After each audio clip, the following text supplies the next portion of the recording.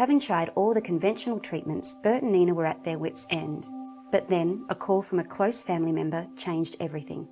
Max was 14 months old when we saw Peter, and we were still struggling. Max couldn't sit up yet, and he still couldn't hold his head up.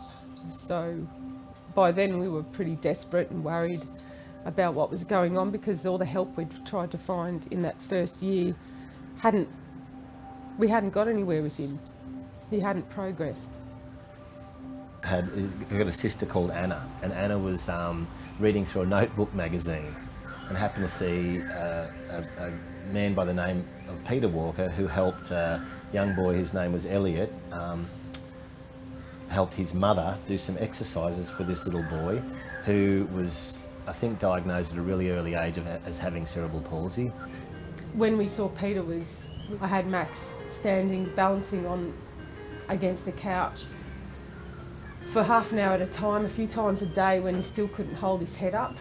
Bert and I would spend hours over the cot with toys, jiggling them around, trying to get Max to reach up and grab. But with Peter, we had to stretch Max's arm, massage his shoulders, loosen up everything, and which would open up his hands. Instead of just expecting this little baby to reach out and grab normally, we had to go back.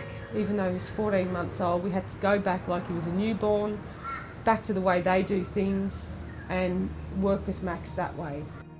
I can visualise as I'm working with Max, and Peter saying, no, it's got to be like this, you've got to be in this position, you've got to be forward, your weight's got to be over your knees, all of these really important things. And initially when we were standing him, when he wasn't ready, his knees were buckled, his head was flopped on one side, and he needed the couch to support himself. I can visualise the concepts that Pete's got, and then put them into my own fun type activities and exercises for him.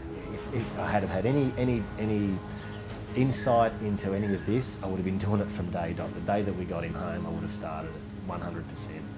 Every child could benefit from developmental massage the way that Pete teaches it, because I think number one is the bond between the parent and the child.